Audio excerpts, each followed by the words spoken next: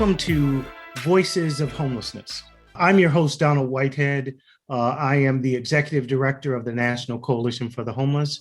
And tonight, and for the following, I hope, very long time into the future, we'll be bringing you live and direct people who have had the experience of homelessness in their lives.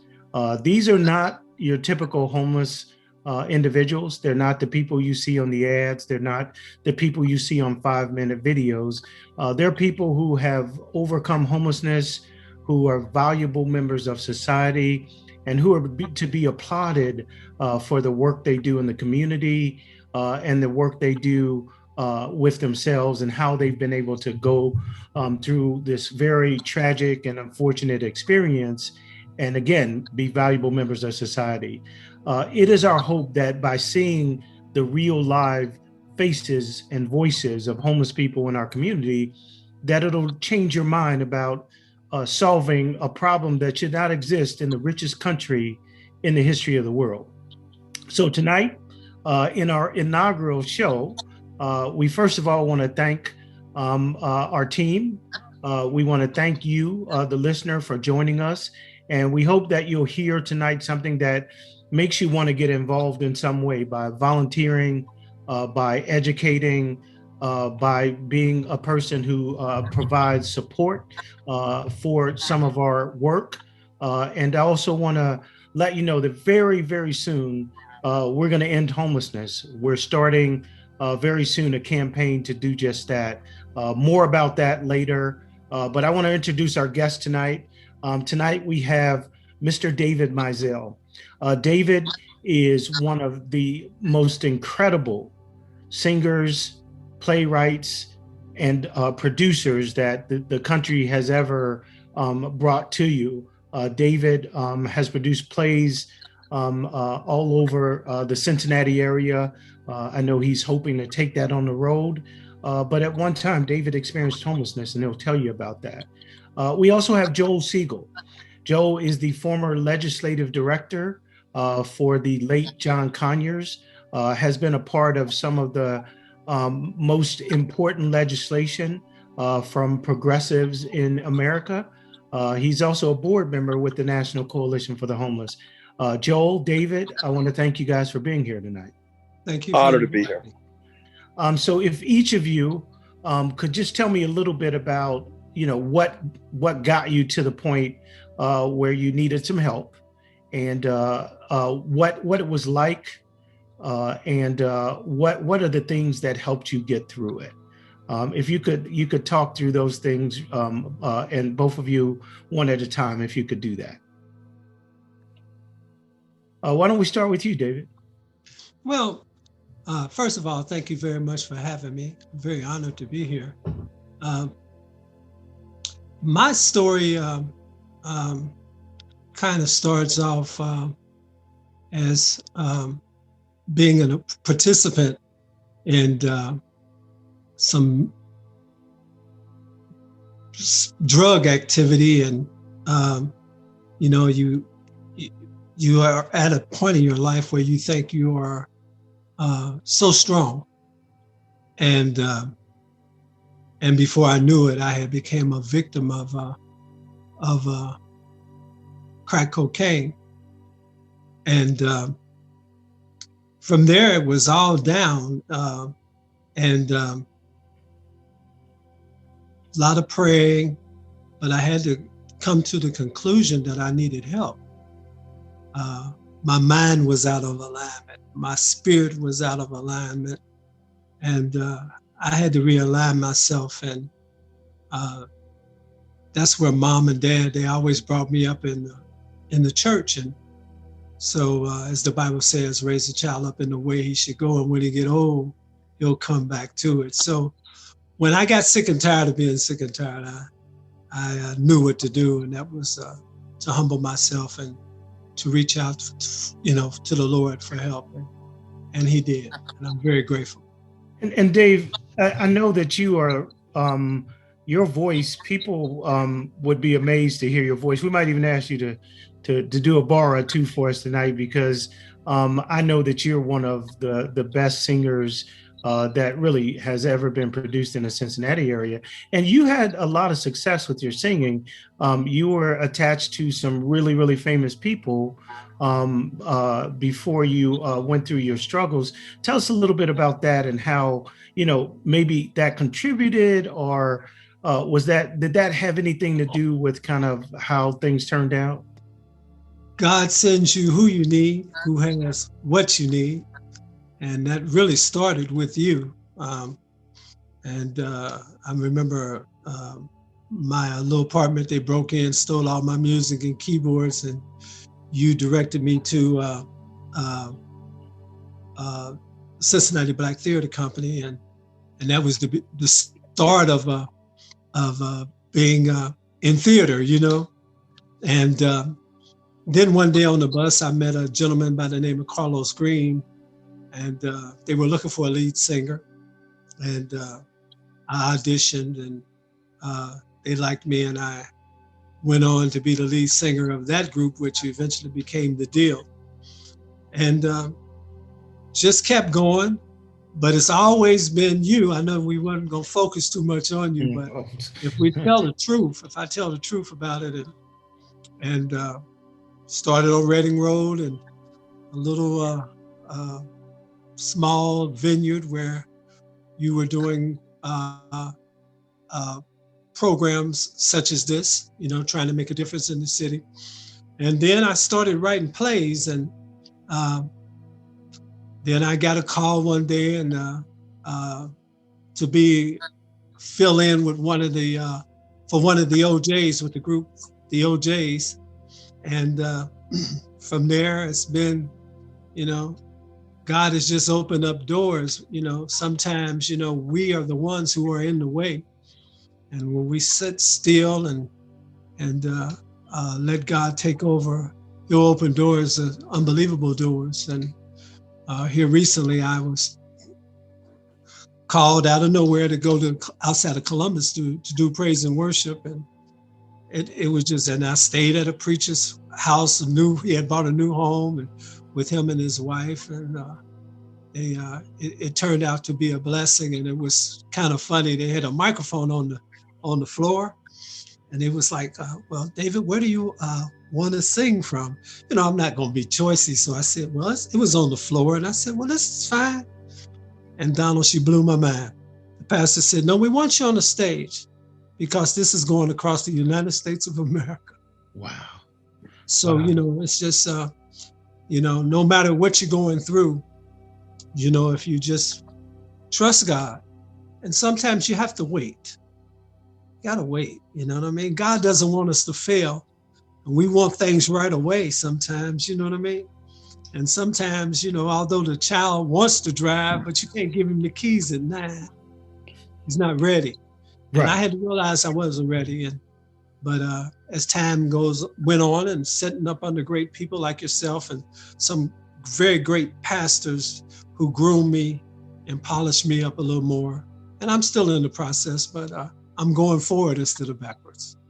And I know a lot of people that might be listening might not be in Cincinnati, but if you're in Cincinnati and you hear about a Dave Mizell play, I guarantee you need to be there. This gentleman is amazingly gifted, and I can't underscore how gifted he is. We'll come back in just a second.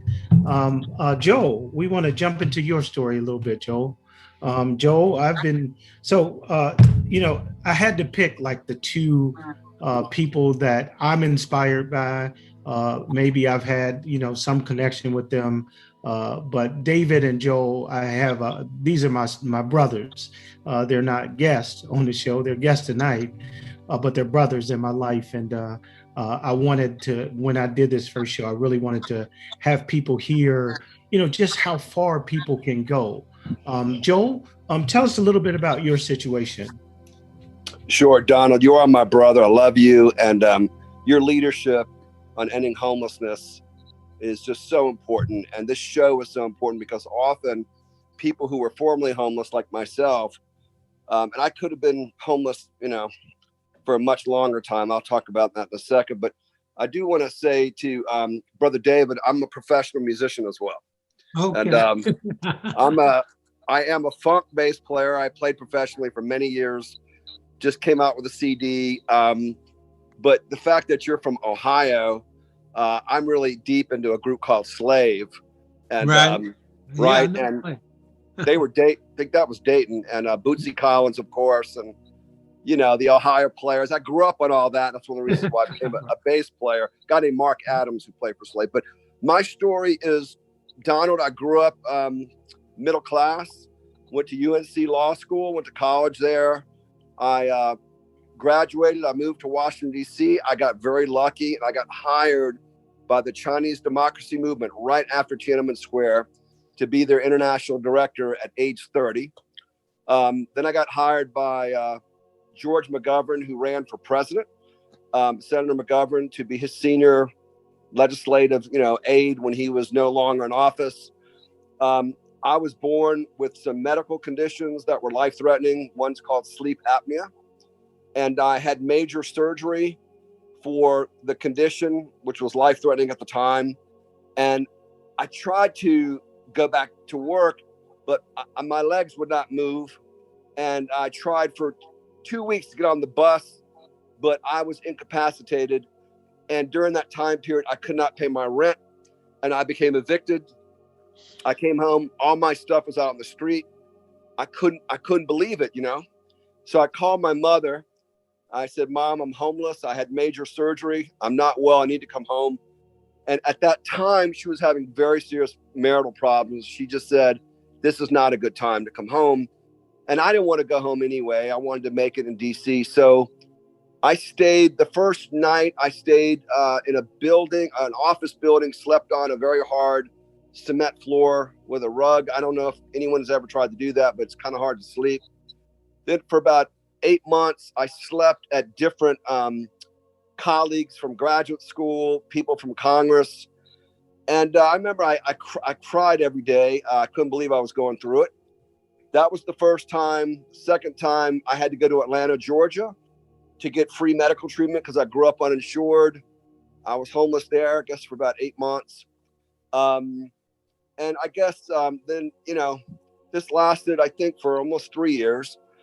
And where I'm very blessed is I started getting my health together. I was able to get my apnea more under control. And then when I was 53, I was deemed disabled by the federal government. I'm not anymore, but at that time I had nowhere to go. So I stayed with my sister for about a year until I got, better.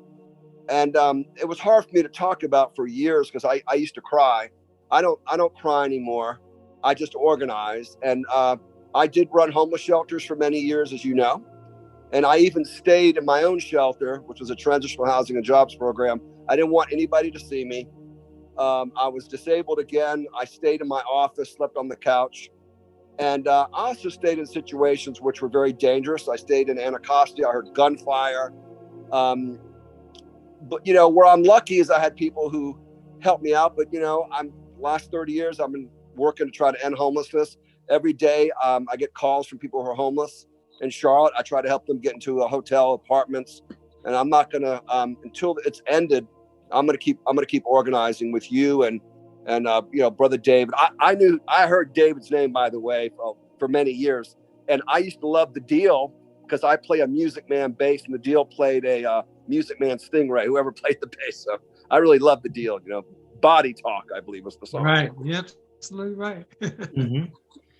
Joel, thank you. And I know that that's hard to talk about sometimes, but it's important because people need to hear one, kind of what happened and got you there, but that you were able to make it through. Now, what's interesting about both of your stories, and I'd love for you to talk about it, is like we have this system that we put millions of dollars into to help homeless people. But it sounds like neither one of you accessed the system or had very much connection with kind of the homeless system. You kind of made it on your own, really. You got back through your own will and with the support of God, of course. But there was no program there for you. Why didn't you guys go to like homeless shelters or other programs? And either one of you can answer that. Well, I worked a lot of programs coming up. There was general relief. They had programs down to TAF where you learn to trade. All of these things were a result of my need at that particular time, you know what I mean? Because I had gotten to the point where I wasn't working. And of course, mama wasn't on that, you know what I mean? Right. A lot of times during those situations, those hard times, she was very instrumental. She would come up with these programs. I went to Stowe School. I stayed there for a long time, and they had a program there. Like I said, you can very easily, I like the way the preacher said, you're out of alignment. You're the way you think. A lot of things that I was taught, I realized they were wrong, and a lot of our children and people today they are a victim of just bad teaching, you know what I mean? Mm-hmm. And people start the book, and like the Bible says, a way that looks right to a man, but the end is death. And it's not all the time a physical death, it's a spiritual death, you know what I mean? Physical death, you know what I mean? And those are the results of some of the, I had to just hear someone to tell me the truth. We were talking about that the other day. Friends tell you what you want to hear. People who love you, they tell you what you need to hear. Right. And although I didn't like it, of course I didn't like it, but I had to realize that I was the problem. Right. I needed help. Mm-hmm. You know what I mean? I needed help. I encourage everybody today.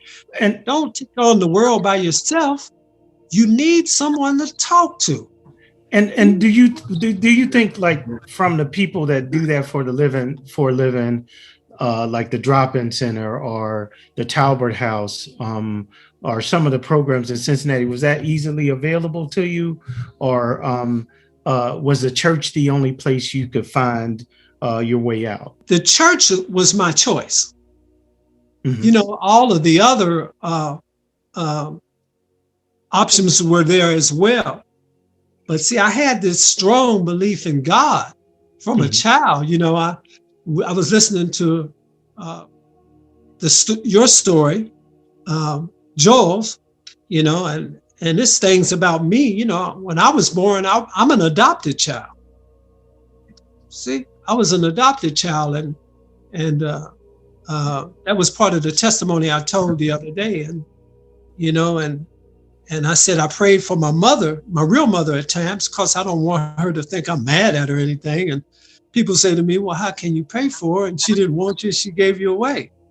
And I tell them it's simple, because she could have aborted me and I wouldn't be on the Zoom call tonight, right? Right.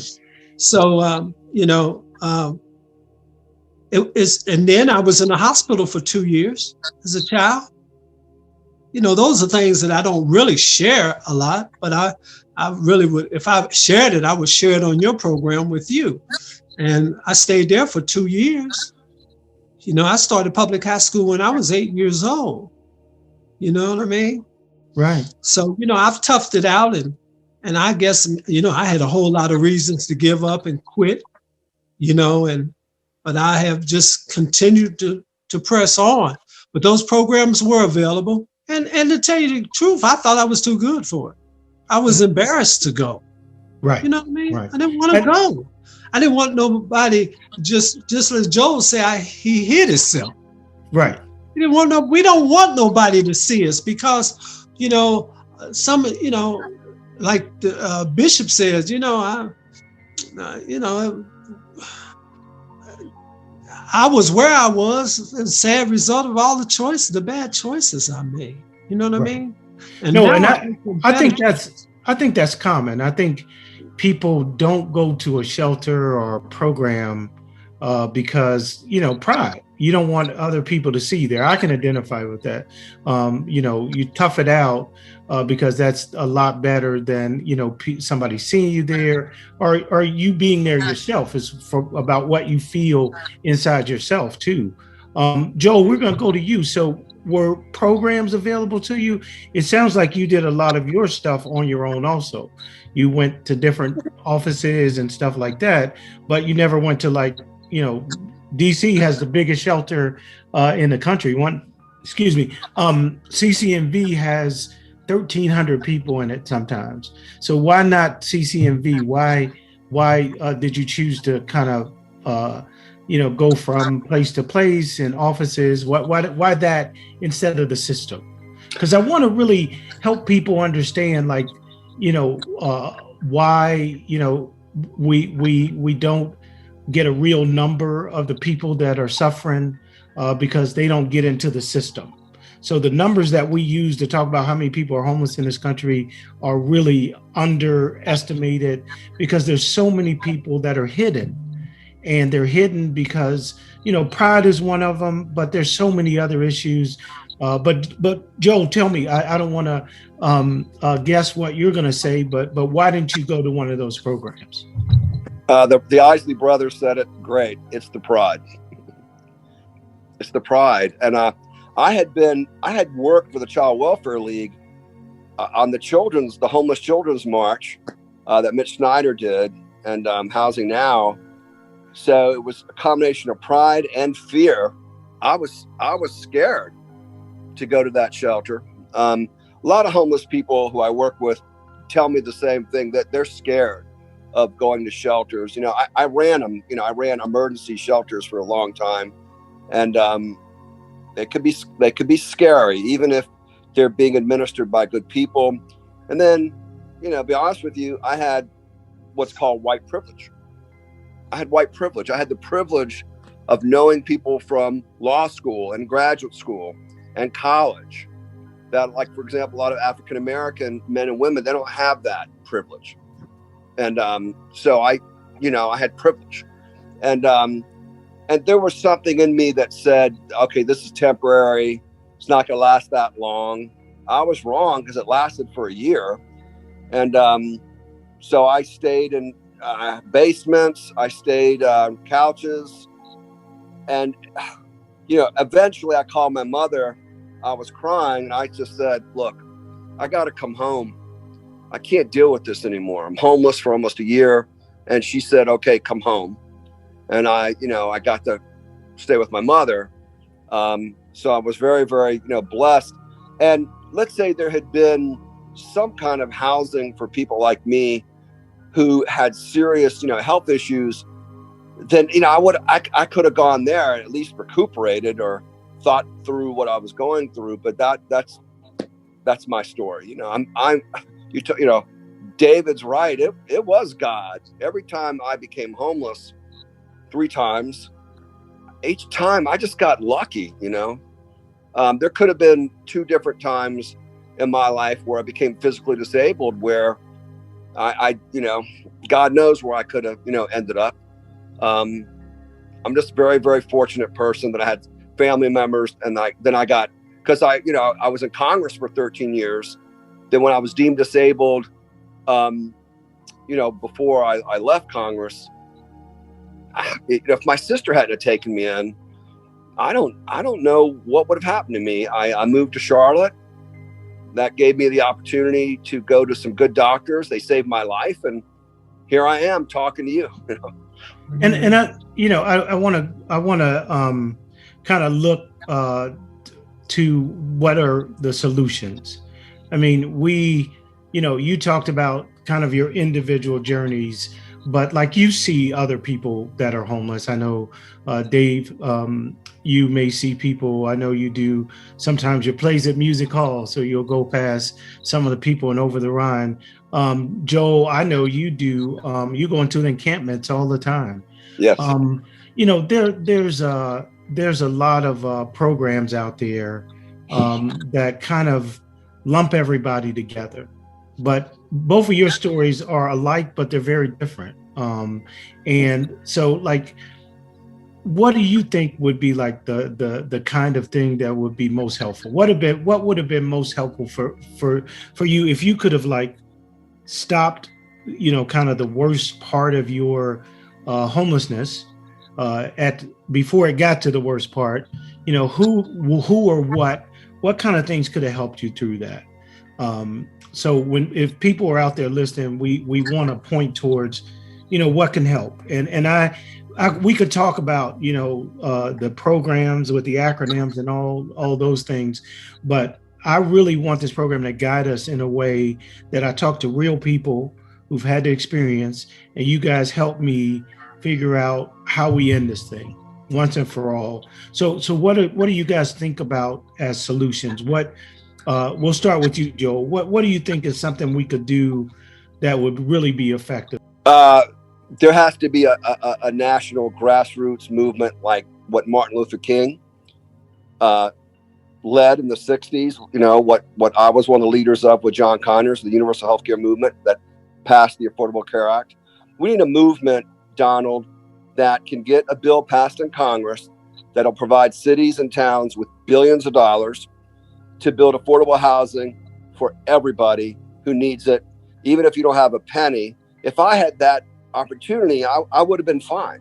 I did end up running a program like that. I'm the founder of Charlotte's first transitional housing program. And, I had learned from my experience, I needed housing. And then in terms of jobs, there needs to be like a government jobs program, like what Roosevelt did. And I actually wrote a bill called HR 1000, which would create a jobs for all program. I hope it gets reintroduced again by Frederica Wilson.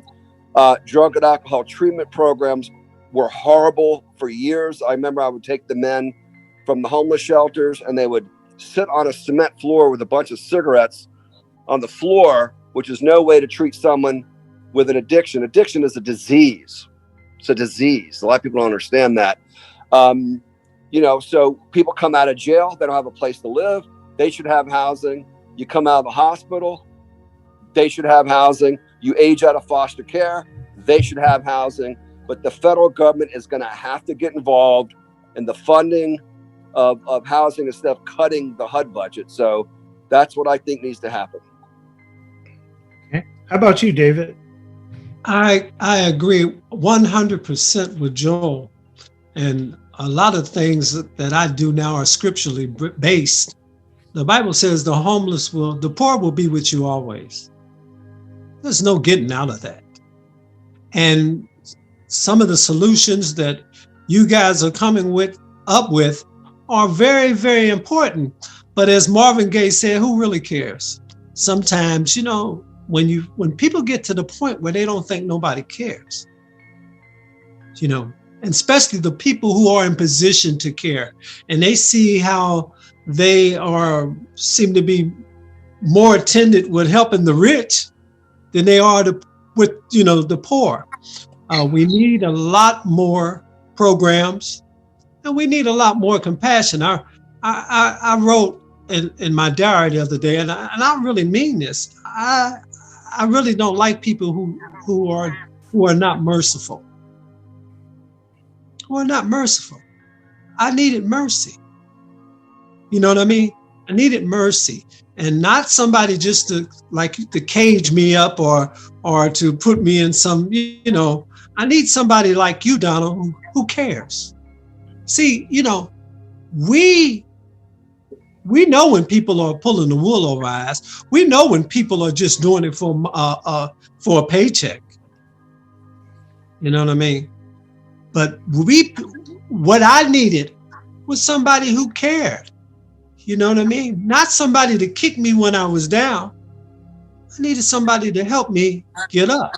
And I always said, when it comes to the Lord, and I tell this in church sometime, I say, now I know many of you were saved sitting down or standing up. Stand up and raise your hand. But he had to get down in the mud to get me, Don. Mm-hmm. And God was the only one that was willing to go down there with me. He had to get me up out the mud, man. He got me up out the mud.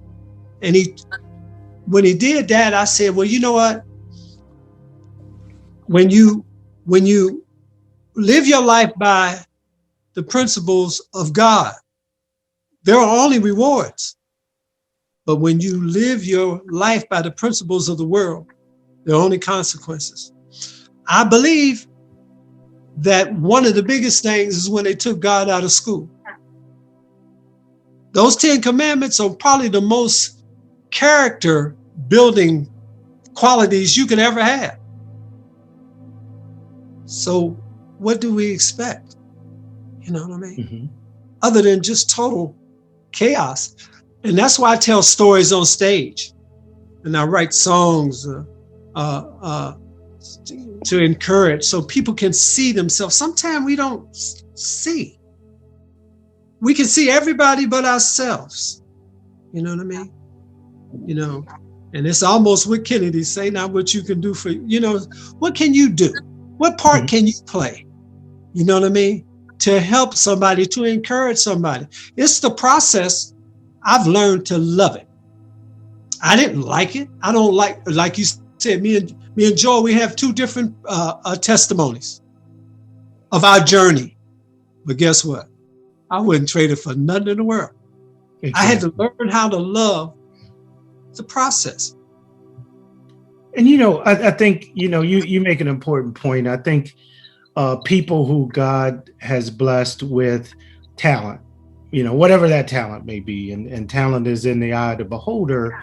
I think there's something about that makes you compassionate, that makes you want to give back, that makes you want to, once someone helps you, to help someone else. I know Joe, both you and Joel have done that, and Dave, I know one thing I can say about you is you always bring out the best in people. I know I have some funny stories. So me and David have done some plays together, and David is like, I know a ton of musicians, right? But David is the only musician who always gives me a chance. And always believed in my singing. So I have to thank you for that. I think all three of us should get together and write a play about homelessness is what we should do. I'm waiting. I'm waiting. I do think that, you know, music is like so soul changing, and we need more music in our movement. We need more music to help people get to the other side. And I've always wanted to create a program that pulls out like what people have inside of them and uses that to end their homelessness. So if it's a musician, put them on stage. If it's an actor, help him get some acting gigs or some voiceovers, whatever you could do. So I'm going to count on you guys to help me do that down the road. But I do want to give you some space to just talk about like what, if you could design a program, what would be your dream program to design? So if the Department of Housing and Urban Development said, David Mizell or Joel Segal, here's, you know, $1 billion, and you can create any kind of program that you want, what kind of program would that be for you all? What I just talked about is what I would do. I believe that you look for people's assets and not about their defects. You know, whether they're substance abusers or they have mental health issues, we gotta not look at them from that window. We gotta look at them for who they are and what they bring to the table. And because there's so much talent in programs and shelters and in prison, you know, we got, I remember writing a poem about, in prison, you know, Smokey Robinson was there and Donny Hathaway was there, and Michael Jackson was there at the same time, but they all had different names. Right. You know, so we have so many people that have been lost to society. I do want to talk a little bit about this because one thing that I've been working on more with homelessness, I'll get back to your $1 billion program, but one thing I want to talk about is just racism and homelessness. I've been doing some work in Cincinnati, and it just blew my mind when I really dug into kind of the racial history of Cincinnati. We all know about 2000 when 15 Black men got killed at the hands of the police over 5 years. But if you go back in history, it's just phenomenal how many different times there's been riots in Cincinnati, like 10 to 12. But there was also redlining that, you know, neighborhoods like Avondale and Walnut Hills were impoverished by the federal government on purpose, and it eliminated people in the African American community from being able to accumulate wealth. And I don't know, in your stories, did you talked a little bit, Joe, about white privilege and how that made it easier for you? David, have you ever, and Joe, please weigh in on this. Have you ever seen, we did a study a couple of years ago, and we found out that there's 40% of the homeless population are people of color. Actually, 40% are Black people, almost 50% are people of color. And Black people make up 13% of the population in America, but they make up 40% of the homeless population. Now, if you look at poverty, it's not related to poverty. So you have an equal amount of people, white people in poverty, but the number of people in homelessness goes down. But when it comes to Black people and Native American people, it goes up. Have you experienced any of that? Have you seen it firsthand? Was that part of your story at all? Any encounters with racism or police over-policing? I'm very knowledgeable, and I've experienced it to a great degree. You know what I mean? Is what I say, it's a double standard, you know, and I was raised a little different than today's generation. One of the big things with our youth and homeless, when you take the authority out of the home, you destroy a very big part of the child's future. And one of the big problems of today is problem solving. They don't know how to solve problems. Mm-hmm. You know, that's a big thing for all of us. The homeless and everybody, the youth, they don't know how to solve problems. They get a problem, go get a gun. Got a problem, go get a bottle. You know what I mean? We've got to get to the point where we will be able to teach problem solving skills. And let me say it to you like this. Your ministry is where you have victory at. See, you can't take a guy and put him in and try to talk to an alcoholic who hasn't been an alcoholic. We need to find people who are having victory, where people are having problems. I will identify. Nobody could tell me about. I didn't want to hear nobody. Well, Dave, hey Dave, you need to on page 259. This is what you need to do as far as your drug. I didn't need that. I needed to see somebody just like me winning at what I was losing at. Winning at what I was losing at. Powerful.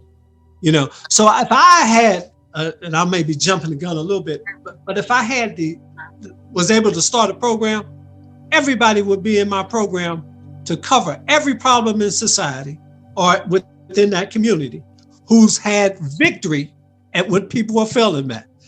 So you know what? That's the kind of program I talked to the Department of Housing and Urban Development. And what I want to do is a peer program that has people who've overcome homelessness reach back and help other people. So it's exactly what you said. I mean, I love the way you said that. I need to put that in the grant, that I need to see somebody have victory over what I'm struggling with. I like that. That's powerful. I need to use that. I'm going to steal it. I just want you to know right now. The next grant I write, that'll be part of it. But that's exactly what we need. We do need, because there's like hundreds of David and Joels out there, thousands, maybe millions. But the people who are still suffering, they never get to see those people. They just get to see the people that are in the same situation they are in, or people that are putting them down for being in that situation. Right. Because, Joel talked about it a little bit, and Joe, we'll go to you because we haven't been to you in a second. No, it's okay. But we want to, there are some really horrible conditions in shelters. And so we need to figure out a way to fix those as well. But if we could go back to the last question, Joel, do you remember the last question? Yeah, I'm going to be John Brown, and I'm going to be honest with this podcast. One of the shelters that I ran, which was the Charlotte, North Carolina Emergency Winter Shelter, 99% Black, 120 men would line up in the freezing cold. They would be checked for weapons. They would be, shown to it wasn't even a cot. It was a leather hammock. And I remember one of my brothers said, is this a conspiracy against Black men by white people? My answer was, yes, it is a conspiracy. Because if a white guy named President Ronald Reagan, along with a predominantly white Congress that's very wealthy, cut the housing budget from HUD by $80 billion from 81 to 85, they knew exactly what the outcome was going to be. They knew that millions of people would be homeless. They knew that. There was a Catholic priest at the time who hired me. His name was Father McCreesh. May he rest in peace. He said, Joel, the people who are in this program that you're running are incorrigible. They are alcoholics. They're drug addicts. Many of them have criminal backgrounds, and they could not make it in the day shelter, the uptown shelter. And my first night, I noticed the majority of men had hard hats and tools. They had come back from work. I knew he was lying. Okay? Now, 90% of the people in Charlotte who are homeless are Black. So we talk about the school to prison pipeline. We don't ever talk about the school to the homeless shelter pipeline. And I will posit that if the majority of these people were white, I do not think we would put them in homeless shelters. I just don't think there is structural racism. It is a tough conversation that we don't want to have it. I'd call it an inconvenient truth, but we must talk about the fact that homeless Black lives matter. Mm-hmm. And I do get a little bit emotional, I'm so sorry. But if the majority culture is looking at Black homeless people as without souls, as subhuman, that is what I think. Mm-hmm. Then there's another segment of the white population. They're so far removed from the homeless experience. They don't know anything about these people who are in pain. They're hurting. Many do come from poverty. And the way to get them out of their situation is David talked about it. You got to love them really hard. Mm-hmm. So when I founded Charlotte's transitional housing program, I had the men from the winter shelter design it with me. I started a beloved community. There were some rules. I told everybody in the program, everyone here is going to get a job. You're no longer homeless. I had therapists. I had rabbis, imams, recreation. I made sure everyone had the nicest clothes, makeup for the women. And guess what? 90% success rate. 400 people put in jobs and housing in 3 years. Now, I know what works and what doesn't work. What David said originally is what works. People who are down on their luck and hurting need to feel like someone cares about them and loves them. If you don't add that love, it won't work. What do we got to do? We must end poverty. I lived in Europe for a while. There's not much poverty in Europe. We can end poverty. We don't want people to live in poverty. I really do believe that as a human, fundamental, basic human and civil right, everybody is entitled to a job, education, housing, and good food. The 1 in 5% cannot continue to run this country into the ground anymore. So America has turned into a playground for the rich. What about the 95%? Why isn't housing a right? Why isn't a job a right? And childcare? and education and transportation. We're the richest country in the world. We can do it. We're going to start with this national campaign, Donald, and we need people like David to be in leadership. I really, really appreciate both of you. You are my brothers. I'm glad you were able to be here tonight. David, I'm sorry, I have to. You got to give me like 2 bars at least. I've been bragging on your voice for almost an hour. So just give me like 1 line. I don't need a whole song, but if you give me just 2 or 3 lines, because I want people to hear how deeply talented this brother is. Dave, can you just give us a couple, David? I want to say something that'll be encouraging. A prayer for maybe the homeless or anybody that's going through. Just say, let your power flow when your name is called. Prove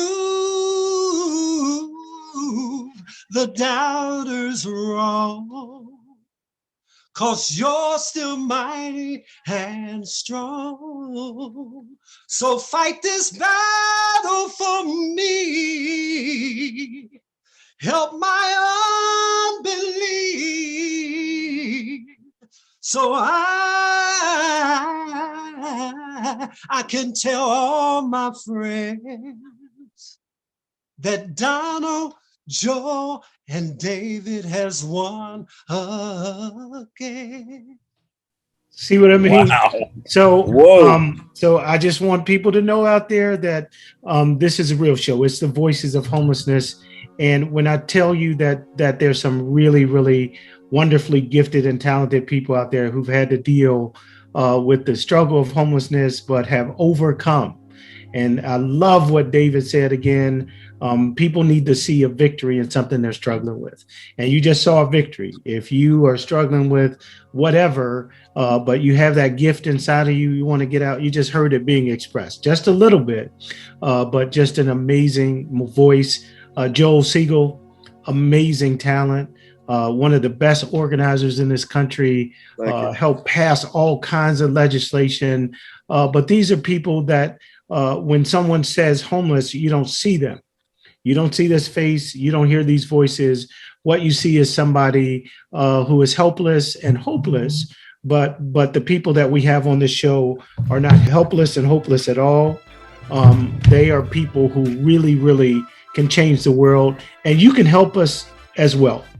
The National Coalition for the Homeless is the oldest organization working on homeless issues, and we need your support. We're starting a campaign. We need you to become a member of the coalition. Help us in this fight. If you don't have something that you believe and that you love about in this world, please begin to love homelessness. You see these faces, they're amazing, they're gifted, they're talented, they're compassionate, and we need you to join us in this fight. Please go to www.nationalhomeless.org. Again, very soon, very, very soon, we'll be launching a campaign, and we're hoping that you join us. Go to our website, learn a little bit more information. Please tune in again next time. We want to make sure that we end homelessness in our lifetime. We're getting old. We've been doing this for a while, and I should just speak for myself. And it's time that we don't see people that are homeless on the streets of America. And I know that these two will be fighting. I'll be fighting. We need you to fight too. Thank you for listening to the Voices of Homeless podcast. We'll come to you once a month with some amazing people. You just saw 2 very amazing people, and we promise we'll bring you more. God bless you. God bless the United States of America, and help us end homelessness once and for all. Thank you very much. I'm Donald Whitehead. I want to thank our producer, Kalita Harris, from Real to Real Productions. We want to thank everybody on the staff and the board of the National Coalition for the Homeless, and we want to thank you for being here.